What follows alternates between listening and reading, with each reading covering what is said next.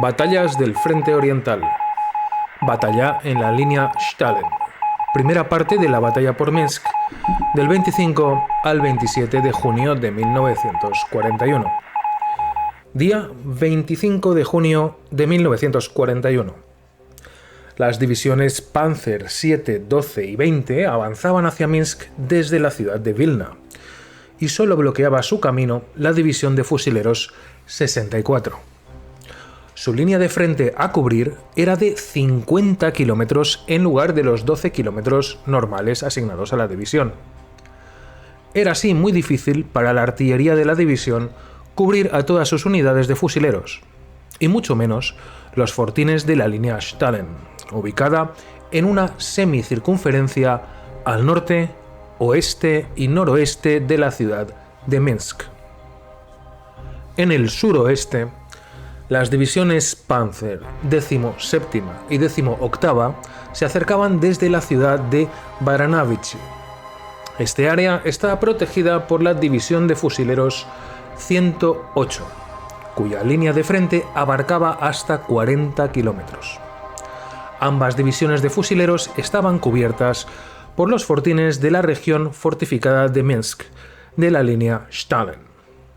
La 100ª División de Fusileros y la División 161 formaban la reserva, ubicada en la aldea de Uruche, al este de Minsk. Así es que la batalla por Minsk involucró a 5 divisiones Panzer alemanas contra 4 divisiones de fusileros soviéticos y la línea Stalin de la región fortificada de Minsk. Los tanques alemanes llegaron a la línea Stalin después de derrotar a la resistencia soviética en la ciudad de Molodechna en la tarde del 25 de junio. Las unidades alemanas montaron su aeródromo en un campo vacío cerca de la ciudad de Astroshytsky Gorodok. Día 26 de junio de 1941. Oeste-noroeste de Minsk, cerca de Rakov. El informe de combate de la 12ª División Panzer dice así: la resistencia soviética se ha hecho mucho más fuerte durante los últimos días. Esto es especialmente cierto para las regiones fortificadas de la antigua frontera al nordeste de Rakov. También hay fuego intenso en bosques y áreas urbanas. Los rusos también tienen francotiradores. En uno de los pelotones de infantería, hasta 12 de los 45 soldados recibieron disparos en la cabeza. La división fue reforzada por un batallón de infantería motorizada y un batallón de panzers, a los que se les ordenó capturar Minsk en la noche del mismo día.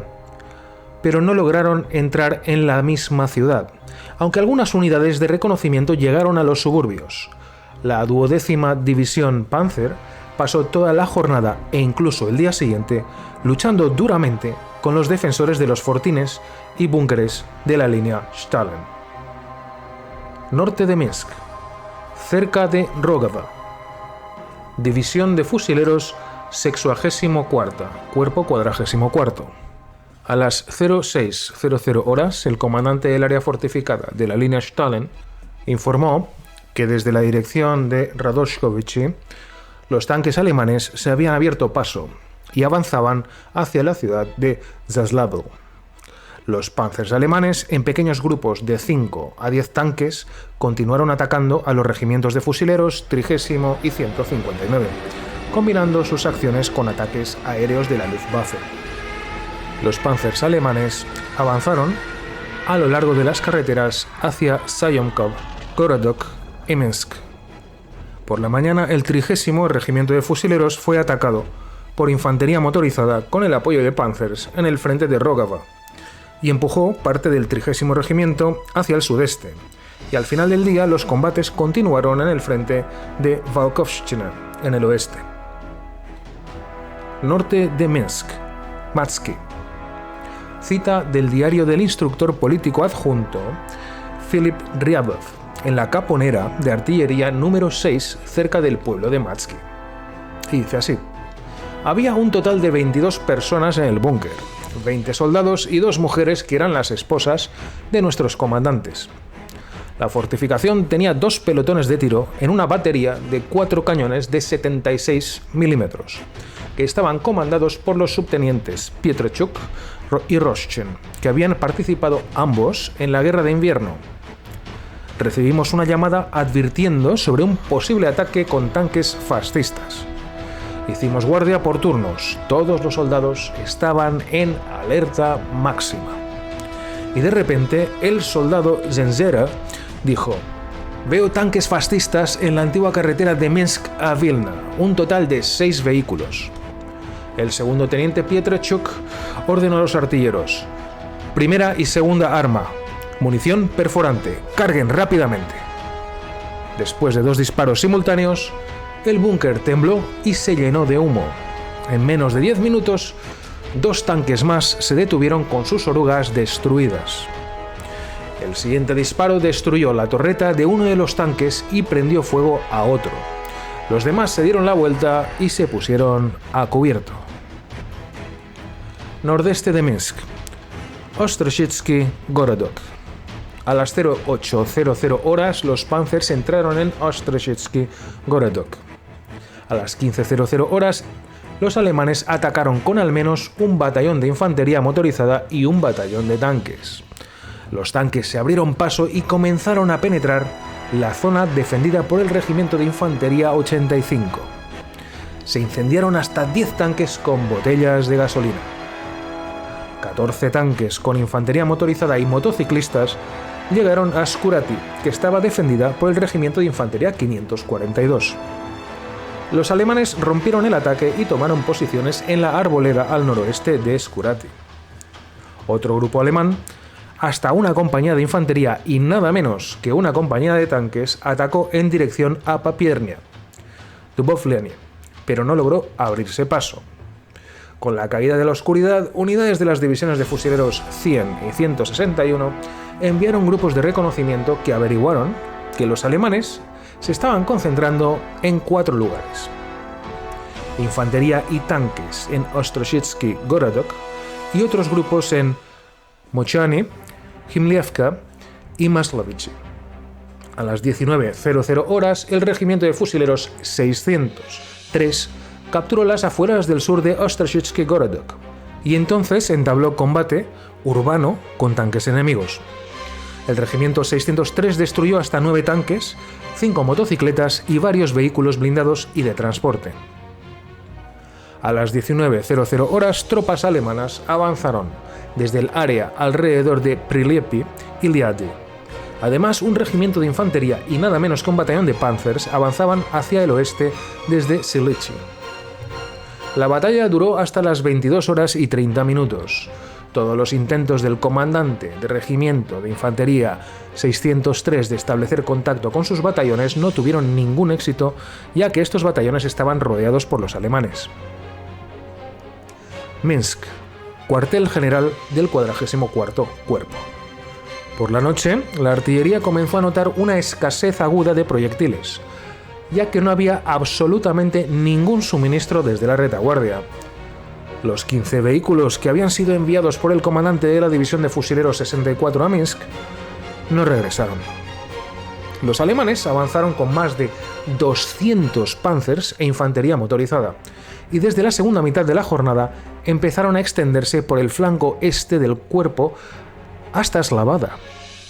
Al final del día también se abrieron paso en la frontera entre el segundo y 40º Cuerpo de Fusileros, desde Radoshkovichi, por lo que al final del día el cuerpo ya estaba medio rodeado. La munición en las unidades era una cuarta parte de la cantidad normal de combate, y el combustible también se estaba acabando.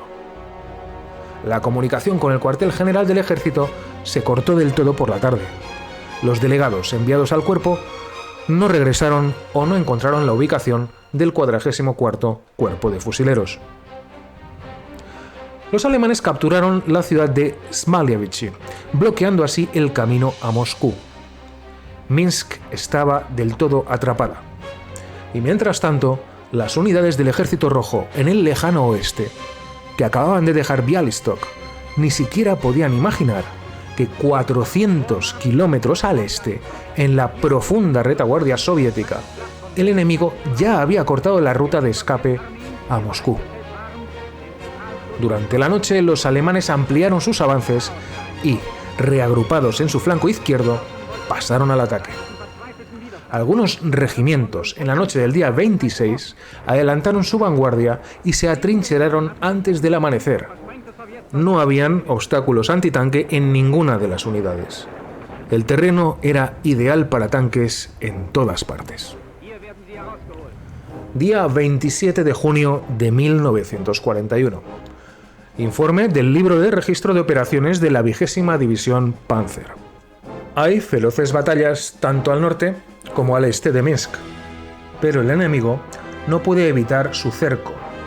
Los rusos intentan moverse hacia el este con tantas tropas como les sea posible. Caen los búnkeres al noroeste de Minsk, alrededor de la ciudad de Zaslavl.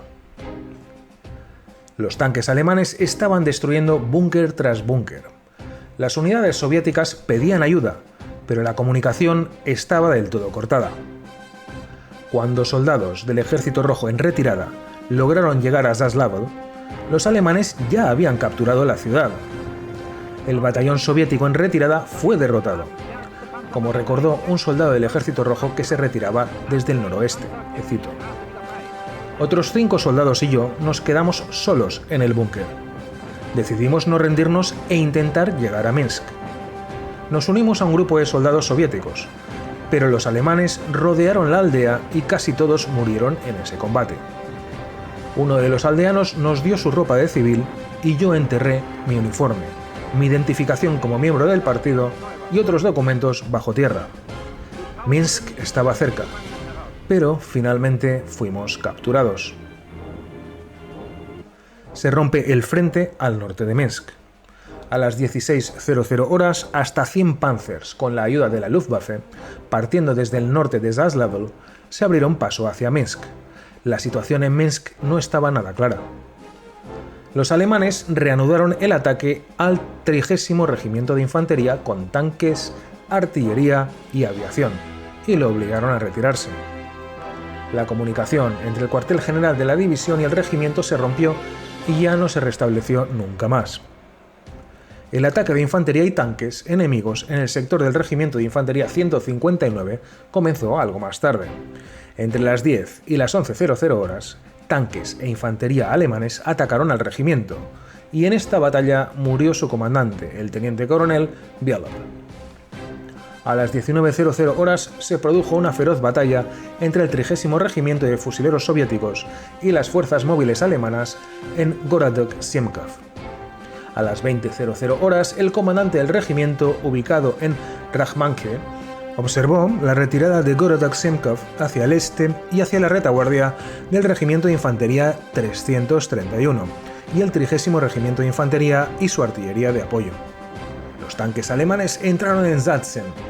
El comandante del 331 Regimiento de Infantería ordenó al regimiento a las 21:00 horas que se retirase a la línea que va desde Papierna a Ashmiantsy y Karasy, y a las 22:30 horas el regimiento ya había ocupado esa posición. El flanco izquierdo en Karasy y al sur estaba cubierto por un batallón del Regimiento de Fusileros 542. El puesto de mando de la 100ª División de Fusileros y las fuerzas especiales de la división permanecieron todo el tiempo en el área forestal al sudeste y suroeste de Uruzcha. Un batallón de reconocimiento informó que el enemigo se acercaba a la carretera de Moscú a Minsk por el flanco derecho y por el este. En el lado opuesto, una misión de reconocimiento nocturno encontró a los alemanes en el área de Siemkov-Gorodok, concentrando hasta 200 tanques. Línea Stalin, pueblo de Matsky. Los alemanes nos atacaron después de fuertes bombardeos. Tan pronto como abrimos fuego, se pusieron a cubierto y enviaron sus tanques hacia adelante. Como resultado de su ataque fueron destruidos la cocina, el almacén de alimentos, la unidad del comandante, el suministro de gasolina y la central eléctrica que daba electricidad a toda la Caponera. No había agua y el equipo de filtración de aire no funcionaba. Los soldados tuvieron que luchar en total oscuridad, sin agua y solo con un poco de pan duro y medio saquito de azúcar. Las casamatas superiores estaban llenas de humo, por lo que la dotación apenas podía respirar. El segundo teniente Pietrechuk ordenó a todos, menos a los artilleros, que permaneciesen en las casamatas inferiores. Pero estas unidades también estaban ahogadas por el humo, y para colmo, nos estábamos quedando sin proyectiles. Cuando oscureció y los ataques del enemigo casi cesaron, el segundo teniente Pietrechuk nos envió a los soldados Meshak, Sinitsyn, Gergachev y a mí mismo a buscar algo de comida, lámparas de queroseno y material de primeros auxilios de los agricultores de la aldea de Matsky. Nos encontramos con una anciana que nos dijo que todos los aldeanos se escondían en el bosque. Ella también nos ayudó a encontrar al líder de la brigada local, quien nos escuchó con atención y nos dio al final una docena de lámparas de queroseno, pan, tocino, latas de leche y varias sábanas para usar como vendajes. Después de recibir tanta ayuda de los lugareños, nuestros soldados se comprometieron a luchar hasta el último proyectil, hasta la última bala, hasta que detuviéramos al enemigo. Por la noche intentamos cambiar el equipo de filtración de aire para que funcionase con la batería, pero el equipo estaba extremadamente débil. Luego, intentamos operar el equipo de ventilación manualmente para limpiar el aire en las casamatas, pero esto tampoco funcionó. Norte de Minsk, Pilnitsa. El soldado Strauss, quien sirvió en la 20ª División Panzer, describe la batalla y dice así: el batallón de tanques se enfrentó a una fuerte resistencia cerca de la aldea de Pilnitsa. El tanque del comandante fue alcanzado, y él y su tripulación resultaron gravemente heridos y fueron enviados así al hospital de campaña.